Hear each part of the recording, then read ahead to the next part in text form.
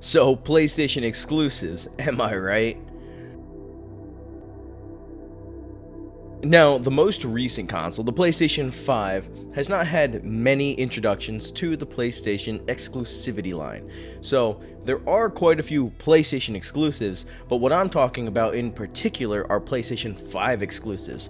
So far, we have 3, and that is if you include Astrobot, which, in my opinion, is probably the best one out of all 3, so I definitely will include that. But if you don't include that, then we have 2. We have just had our most recent introduction to PlayStation 5 exclusives, and that is Destruction Allstars.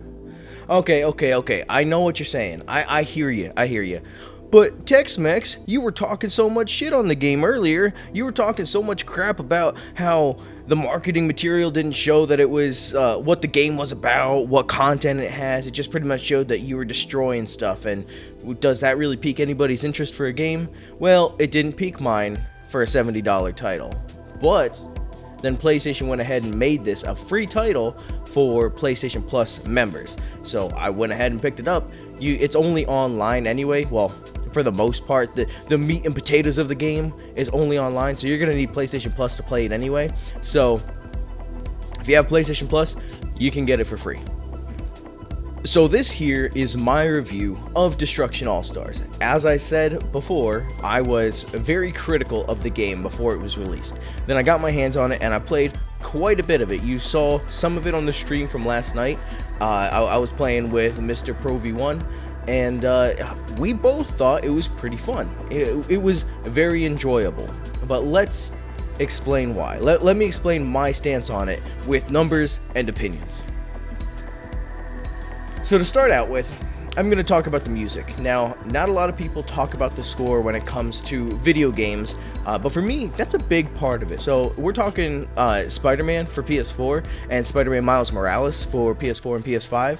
Those were spectacular scores, a spectacular soundtrack. Spectacular, I didn't even mean to do that, but it works.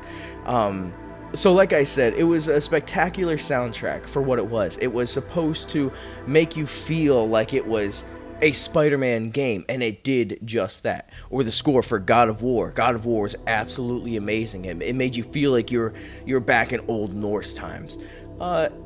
This game, like I said, the score does its job.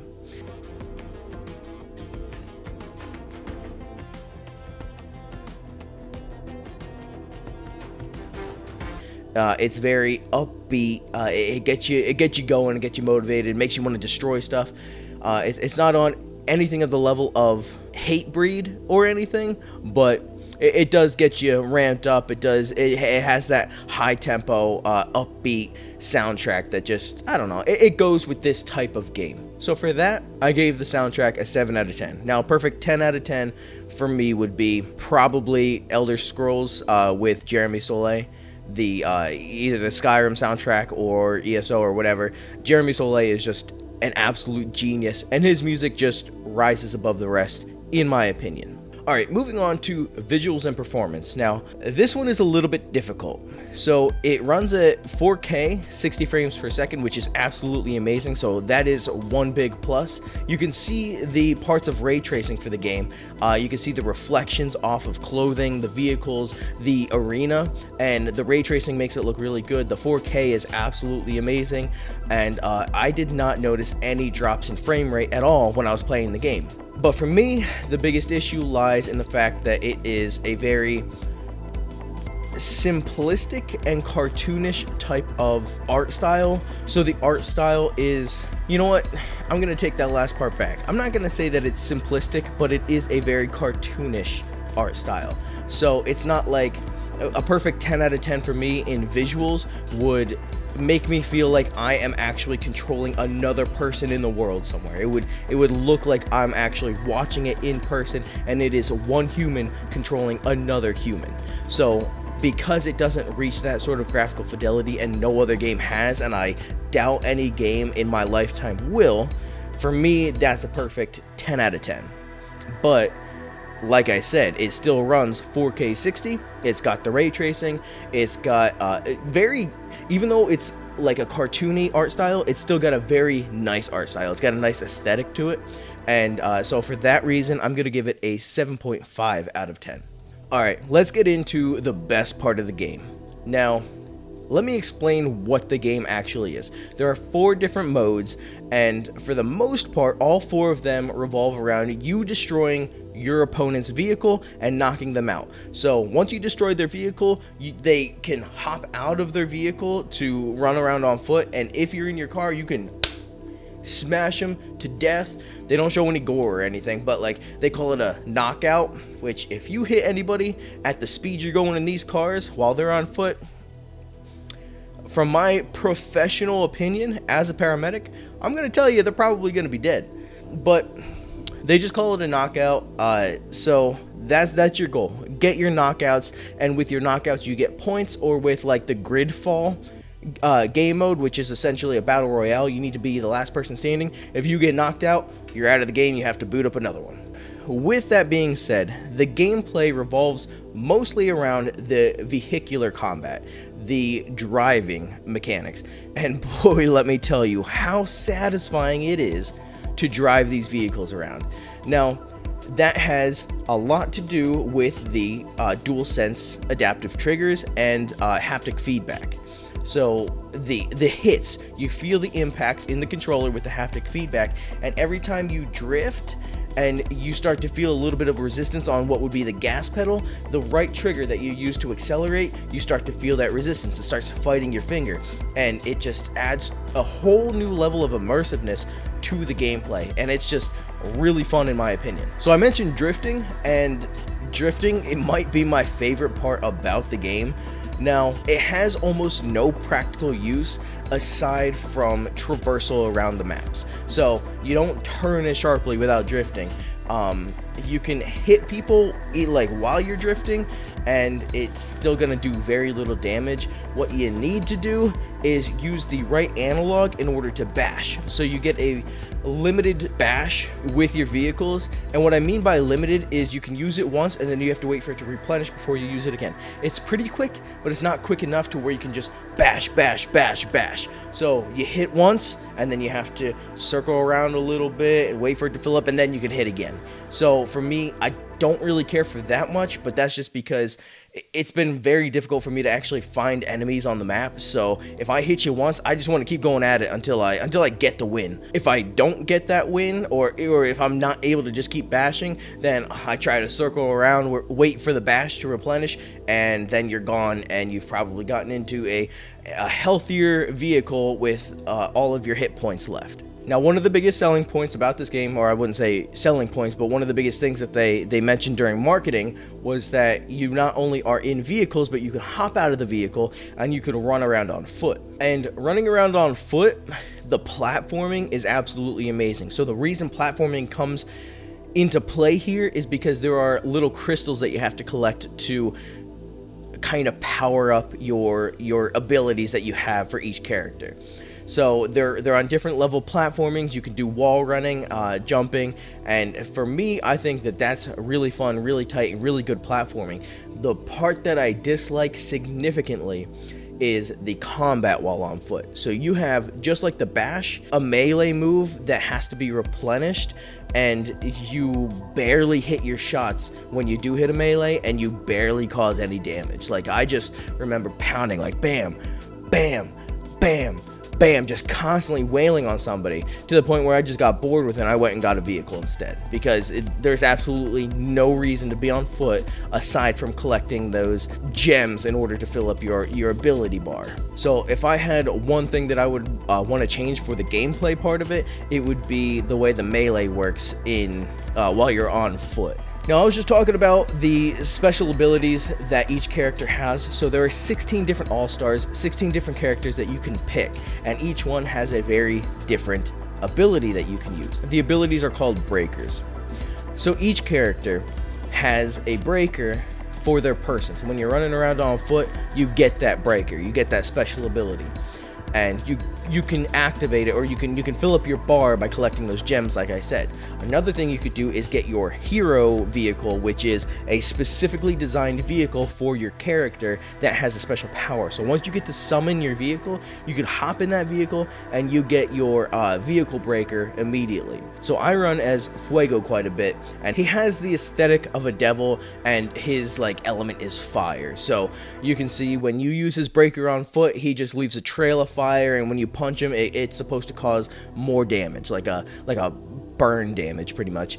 And his vehicle, when you use his breaker for his hero vehicle, you also get that fire, and when you hit somebody, instead of causing like a quarter damage of health, you actually cause like half damage. And with these heroes, you actually have some very, very good ones and some pretty lame ones. So there isn't great balancing in the game. So with all of that being said, even with the very poor melee combat while you're on foot, I'm still going to give the gameplay an 8 out of 10.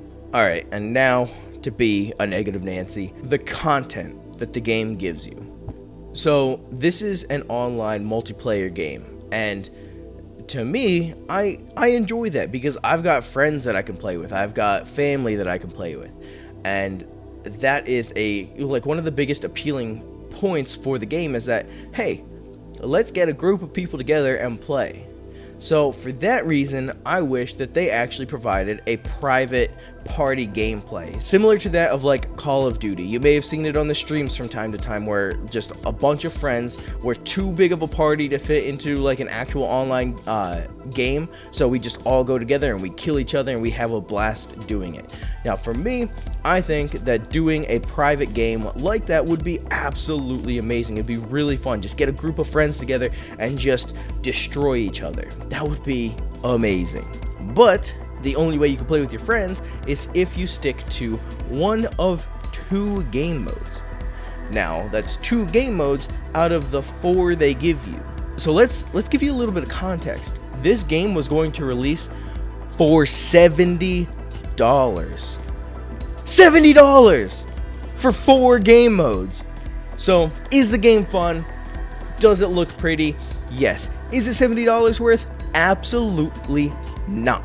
So I was streaming, like I said yesterday, with my cousin and fellow streamer ProV1, and we were stuck because we were in a party together. We were stuck at just playing Carnado and Stockpile.